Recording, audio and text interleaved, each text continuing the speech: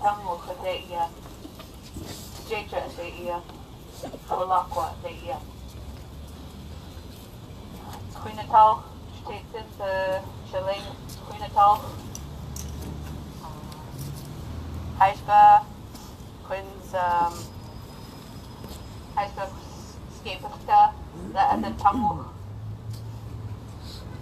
Giets in the Slummo, Giets in the Jaskan, La at the Tongan, Giets in Mok, the Schnauis, Imokta Spola, Giets in Mok, the Stelicha, Eta Laa, Giets in the Skolakwa. Good day, everyone. My name is Tiffany Joseph, and I am Git'umden.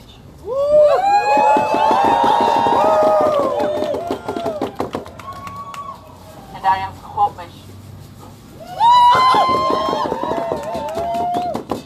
The Git'umden people are the saltwater people, and the Skolmish people are freshwater people. I'm also Cowichan, Powhatan. And so I like to name all those nations because I know that many of my relatives are here from all of these nations. And many of you have grown up among our peoples, and many of our peoples have been displaced, be it through the residential school system, be it through displacement, through the removal from homes. But I'd like to acknowledge the territory of the Lekwungen speaking peoples. We've always been friends with one another. We've always respected one another. We knew how to live alongside one another in good relationship. And that's what it means to decolonize, is to know how to be in relationship with one another.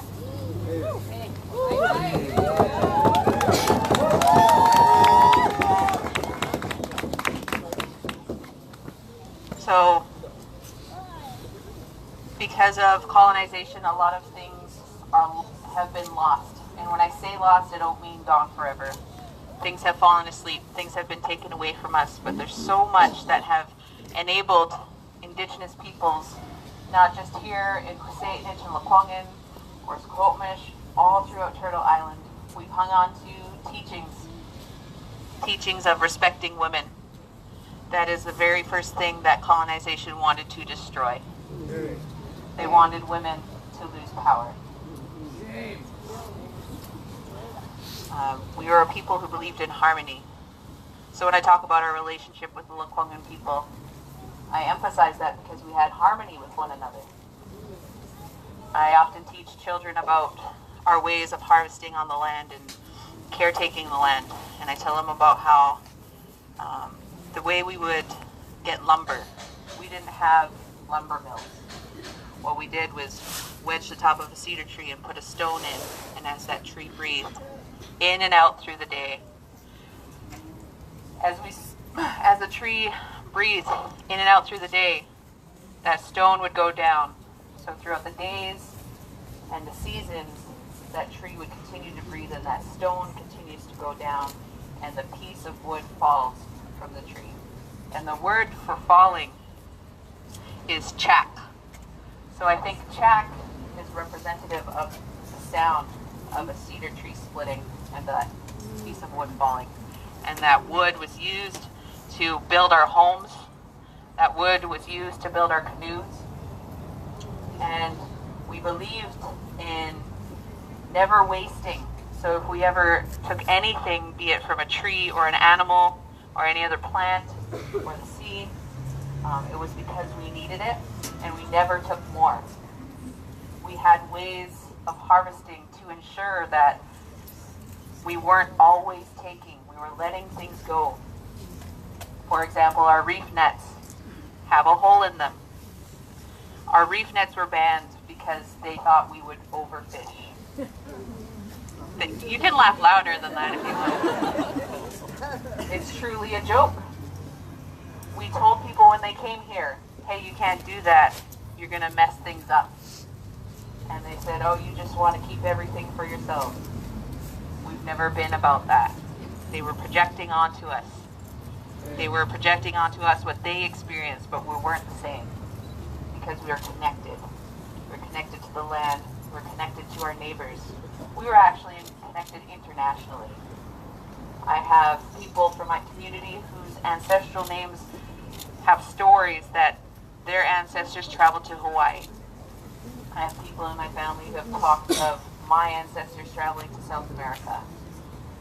So if we all look back at the history, we're not just from one place.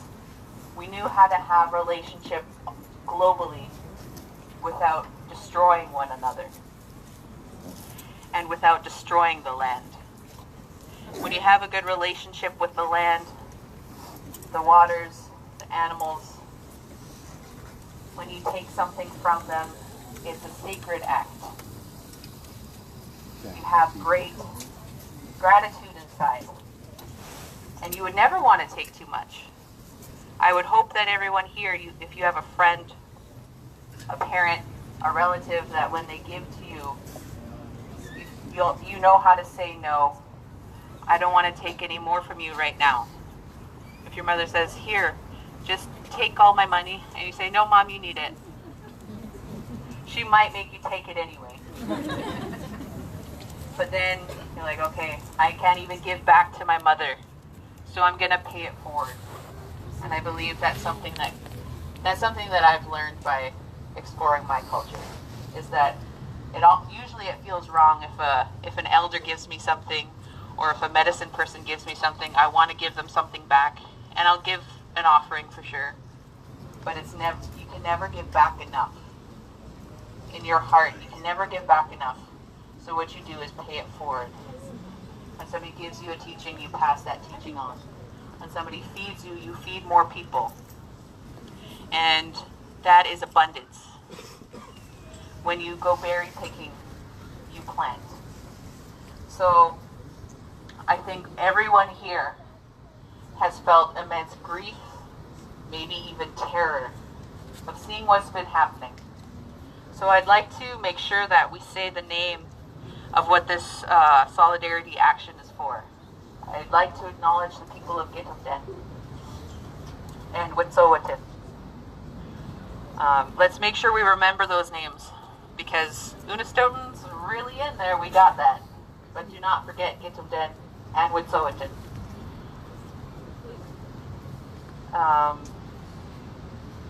The name I keep seeing is Molly Wickham. I'd like to acknowledge her as well. There's so many names that I could never acknowledge because it's all happening so fast. But I'd like to acknowledge that when Indigenous people stand up, I've always seen it be Indigenous women who stand up first.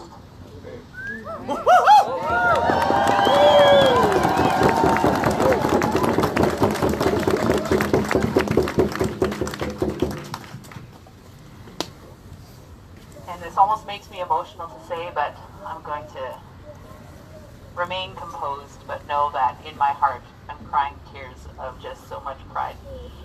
I'd like to acknowledge Molly Wickham's husband, who said how proud he was, and he was crying.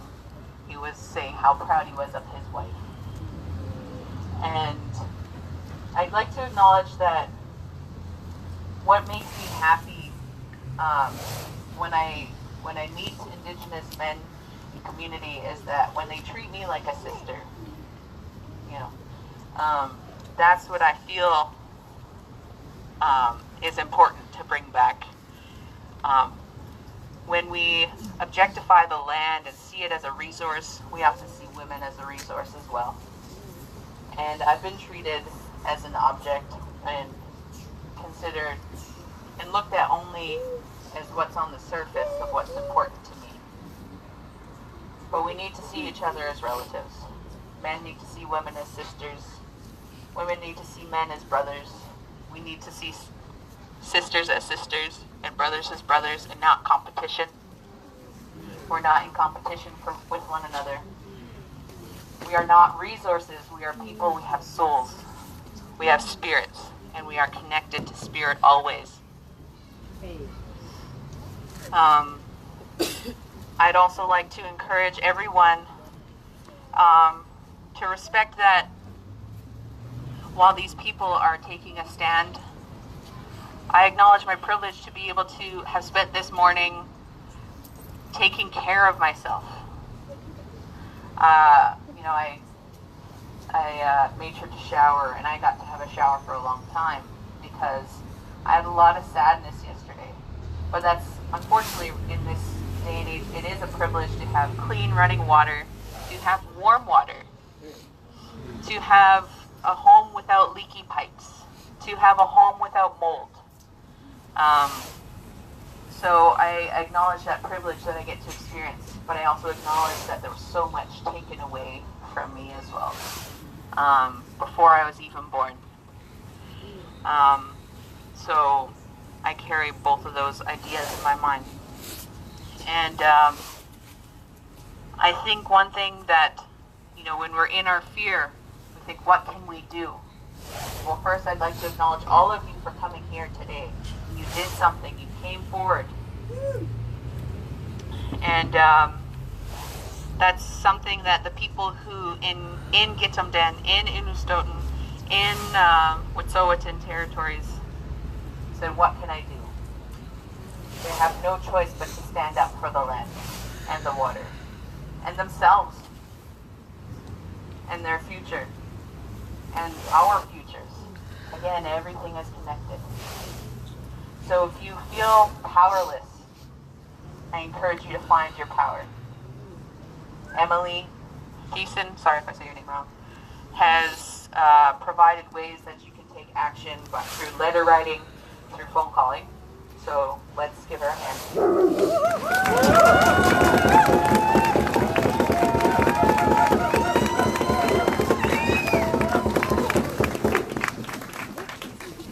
I also saw a friend of mine from Heltup post things we can do as well. That's Housey. I shared it. So if you're my Facebook friend, look it up. I'll try to make it public after we're all done here. So if you Facebook stalk me, you can find it. But as somebody who works on the land, I feel it's important to encourage you all to plant seeds.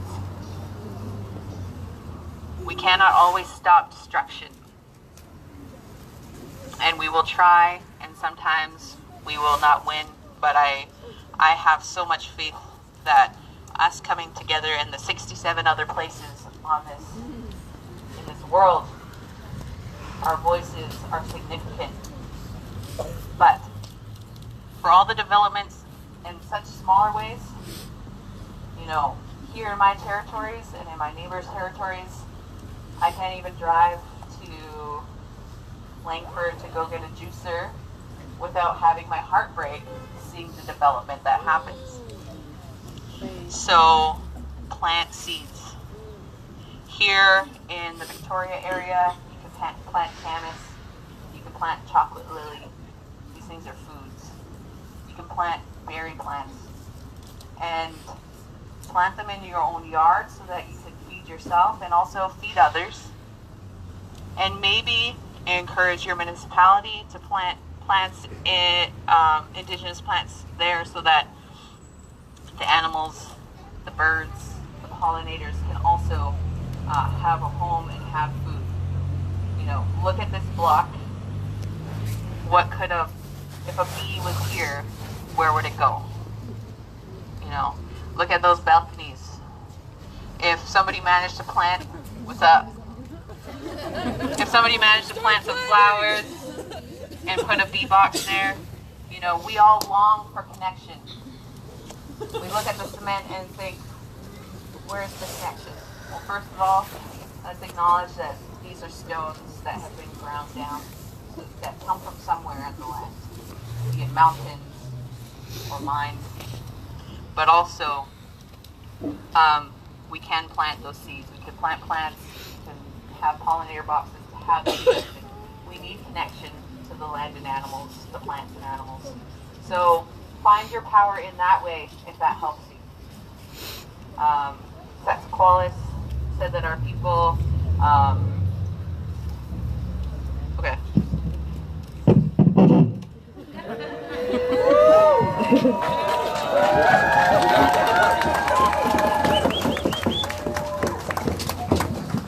How's this?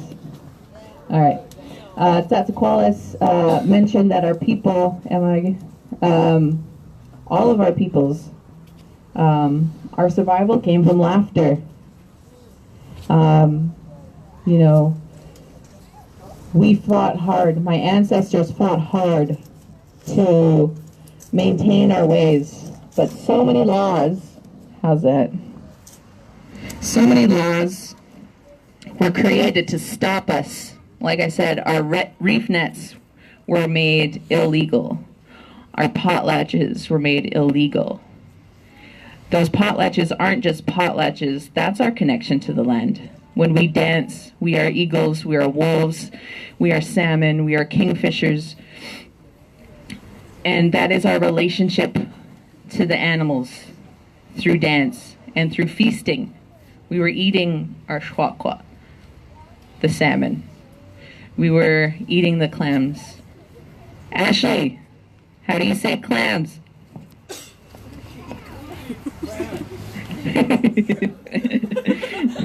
Everyone yell clams in their language. Right on. Sahwa, sahwa. The megaphone?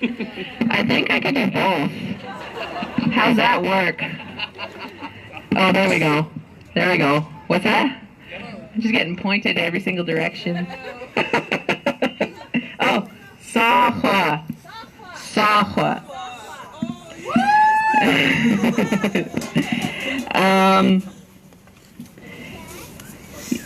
There was so much to try and stop us, to try and break that connection that we were given since time immemorial. Ashley and I, Bianca is out there too, Unist'ot'en is out there too. We are all descendants of the rain that is falling on us right now. Hey!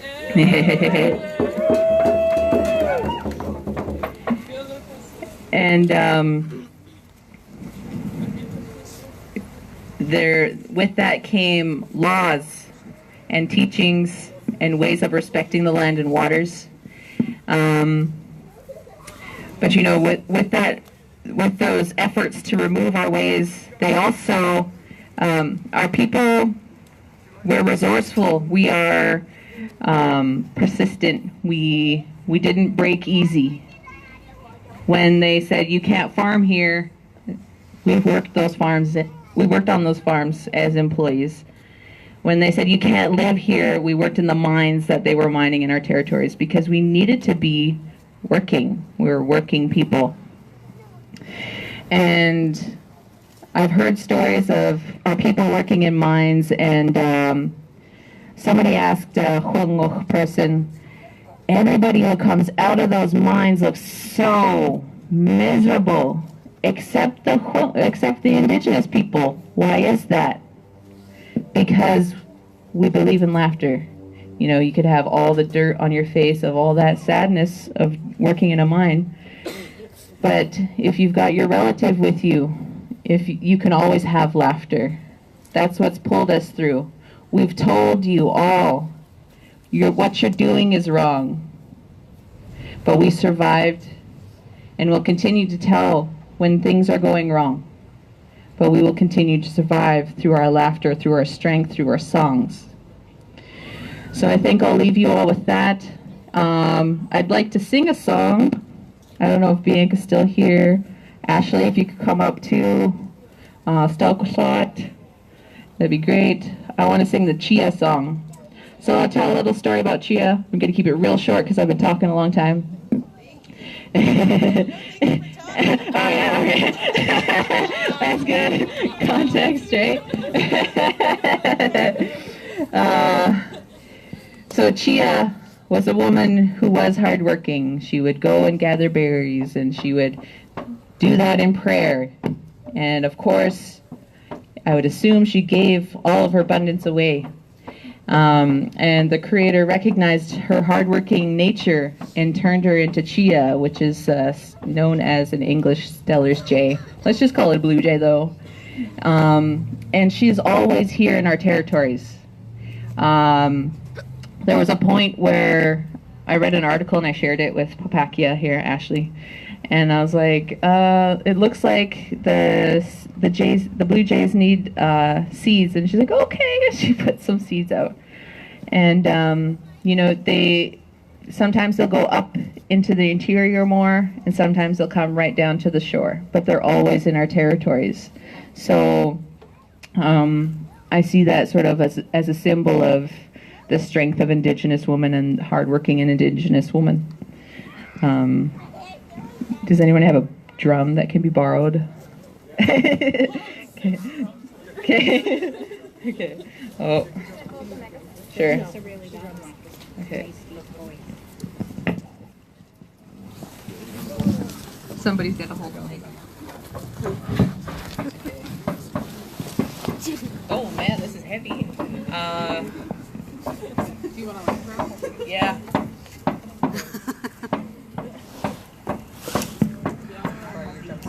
There you go. Is the double megaphone mic still I don't know. We'll see. You can put that right up if you want. I'm trying to remember it. I was singing it in my head all the way here.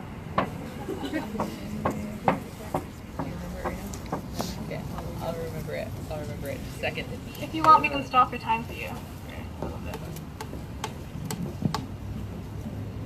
Okay, I remember it. Nope, no pressure. I'm good.